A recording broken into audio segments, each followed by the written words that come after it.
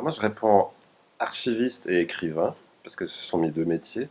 Mais pendant longtemps, j'avais plus de peine à dire écrivain. Je disais peut-être éventuellement j'écris.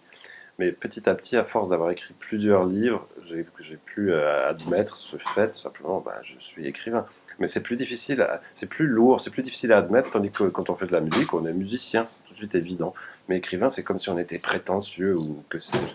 Mais non, c'est juste que qu'on écrit et qu'on publie des livres, c'est tout. Je suis archiviste radio, je travaille dans une radio comme documentaliste archiviste, et c'est un métier passionnant. Donc j'ai les deux métiers.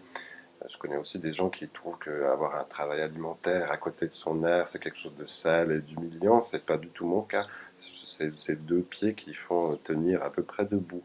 C'est aussi pour ça que c'est à la fois un art mais un artisanat. C'est vraiment un métier, quoi. C'est en écrivant que petit à petit on apprend à trouver sa propre manière d'écrire, qui est singulière, qui est la nôtre, qui témoigne de notre rapport au monde, notre sensibilité, notre lien aux autres, notre parole, aussi notre voix. Voilà, c'est souvent ça, c'est trouver sa voix.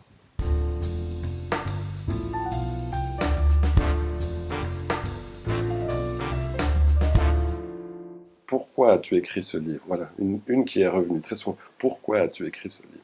En général, j'explique la genèse du livre. Ça peut être intéressant. D'où est venue la première idée, etc. En soi, la question, elle n'est pas désagréable, mais par contre, elle revient systématiquement. Et quand on a écrit un livre et qu'on a répondu 20 fois à cette question, pourquoi as-tu écrit ce livre, au bout d'un moment, on en a marre. Puis au bout d'un moment, on trouve des autres manières de répondre. Et puis après, on a fait le tour et c'est juste une question lassante. Mais ça ne veut pas dire qu'elle est illégitime la première fois, parce que c'est bien aussi de parler des premières intuitions, des premières idées, des premiers désirs qui ont conduit à écrire un livre. Mais il faut très vite passer à autre chose. On pose cette question quand un livre vient de sortir.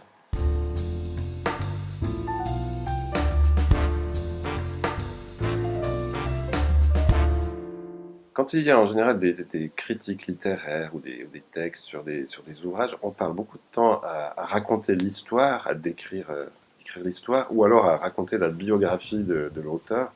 Et puis pour moi, ce sont deux choses secondaires. Ce qui compte vraiment, c'est l'écriture elle-même, le choix des mots, comment on construit ces phrases, ces paragraphes, ces pages, et toutes ces questions de rythme, de souffle, parce qu'en fait, c'est presque une sorte de mélodie, de musique, de voix intérieure, de respiration. Donc la question qu'on ne me pose que rarement et que j'aimerais qu'on me pose, ça serait toutes celles qui peuvent porter sur l'écriture, justement, sur le rythme, sur la sonorité, les mots, c'est comme des matériaux. C'est pas juste du sens. Vélo, c'est pas juste un vélo. Ça sonne vélo, il y a un V, il y a un L, il y a quelque chose d'aérien. Et on travaille avec ça aussi. C'est de la matière malgré tout, même si c'est immatériel.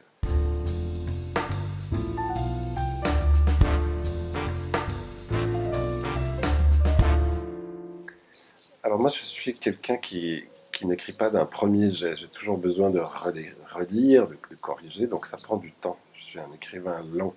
Et je sais que le travail est terminé, le livre est terminé, achevé, lorsque il y a de moins en moins de choses à corriger et que la forme est devenue patinée, elle a trouvé un bon rythme, quelque chose de fluide. Donc j'ai plus besoin de corriger les choses. Ça peut aller comme ça. Et puis il y a aussi, ça il faut le dire, il y a aussi une certaine lassitude qui s'instaure à force de la tête dans un travail tout le temps, de manière de plus en plus intense, puis on arrive presque au bout et on vit plus que là-dedans. Au bout d'un moment, il y a un ras-le-bol, il y a un épuisement, et c'est même le corps qui à un moment lâche et dit maintenant, ce texte il est fini, il est temps de le confier à d'autres.